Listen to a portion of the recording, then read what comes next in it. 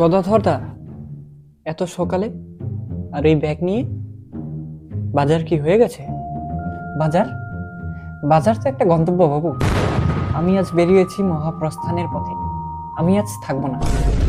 মানে কি, আপনি আজ কাজে আসবেন না? আজকে আমি আমার বন্ধুদেরকে খেতে ডেকেছি আর আপনি আজকে ছুটি চাইছেন? দেখুন বাবু, ছুটি শব্দটা আসলে ব্যাকরণগতভাবে ভুল। আমি আজকে ছুটি চাচ্ছি না, আমি আজকে আপনাকে একাকিত্বের স্বাদ দিতে চাচ্ছি। আপনি সারাদিন মোবাইলে লোকের সাথে কথা বলেন, আজ না ভাই একটু নিজের সাথে কথা বলুন। আমি বাধা হয়ে দাঁড়াবো না। আরে ভাই, নিজের সাথে কথা বলে কি আর পেট ভরবে? রান্না বান্না কে করবে? আমি তো সব ব্যবস্থা করে রেখেছি। এই তো আপনি আবার বস্তুবাদে আটকে গেলেন। রান্না মানে কি শুধু আগুন আর করাই? আমি আজ মনে মনে ভেবে রেখেছি আপনি কি কি খাবেন, আর সেই ভাবনাটাই কি আপনার জন্য যথেষ্ট নয়? সুফলের চেয়ে সুচিন্তা কি বড় নয়? একদম নয়। আপনার সুচিন্তা দিয়ে আমার বন্ধুদের জন্য মাংসের ঝোল হবে না।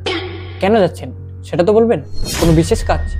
কাজ কাজ তো আসলে একটা মায়া। আমার গ্রামের বাড়িতে একটা মেলা বসেছে, তাহার নাম ফাঁকা মেলা। সেখানে গিয়ে আমি শুধু আকাশের দিকে তাকিয়ে বসেছি। আকাশ তো আপনার সামনে আছে, আপনি আমাকে দেখে দাঁড়িয়ে থাকুন, আমি আপনাকে ডবল মাইনে দেবো। ছি ছি বাবু, টাকার সাথে আকাশের তুলনা হয় না।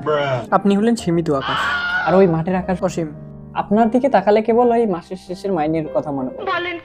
আর ওই আকাশের দিকে তাকালে মনে হয়, গদাধর তুই তো আসলে কিছু করিস না, তুই তো আসলে বড় কাজ করছিস। আপনি কি কোনো মতেই থাকবেন না? আপনার যাওয়া মানে আজকের দিনটা আমার জন্য নরক। নরক না হলে স্বর্গের কদর বুঝতেন কি করে? আমি আজ যাচ্ছি বলেই তো কাল যখন আসবো তখন আমার হাতের পোড়া পাউরুটি আপনার কাছে অমৃত মনে হবে।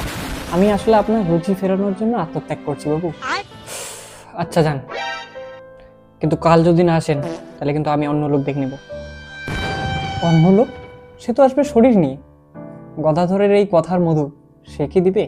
মনে রাখবেন বাবু, গদাধরকে পাল্টানো যাবে, কিন্তু গদাধরের মারপ্যাচকে নয়। চললাম আজ, মন দিয়ে দীর্ঘশ্বাস ফেলুন। ফুসফুস ভালো থাকবে।